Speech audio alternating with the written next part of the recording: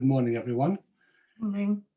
I wonder if you recall when you were a child being spun by your parents or perhaps a sibling or a friend on a roundabout in the local park, and how as you were spinning around, the centrifugal forces generated by the momentum tried their utmost to dislodge you, and you just had to hang on for life. Remember that? Or perhaps you do it with your own children.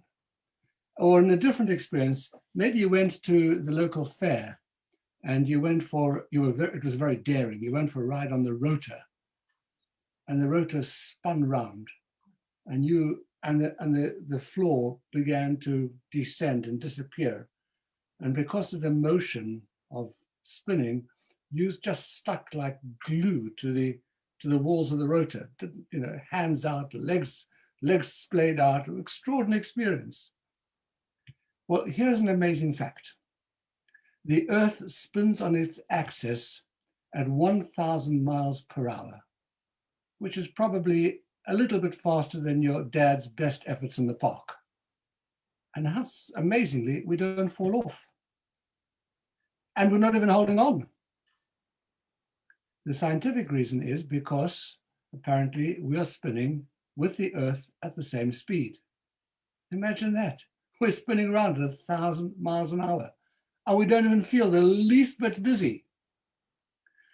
Apparently, according to scientists, the Earth would have to spin 17 times faster before we were to fall off. Well, this extraordinary miracle of stability is acknowledged in one of the blessings which we recite in the morning, and it was originally recited as one stood up out of bed and placed one's feet on the ground and took one's first step of the day.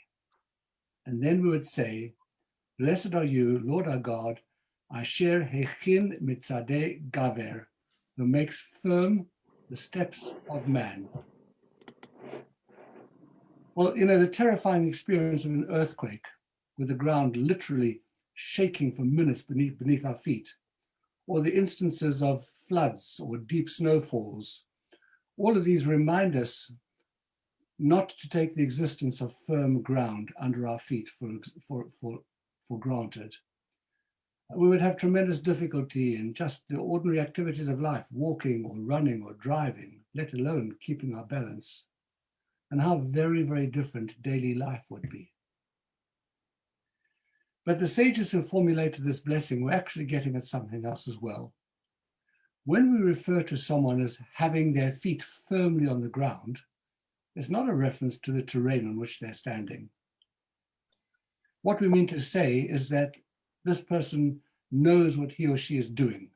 They are pragmatic. They are down to earth, as opposed to flighty or confused or caught up in the vagaries and confusion that are of no practical value at all.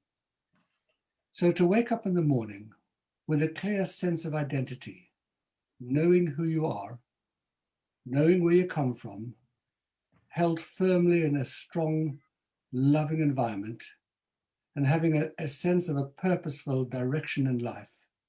In other words, to wake up in the morning to have our feet planted firmly on the ground, all of this is encapsulated in this blessing that makes firm the steps of man.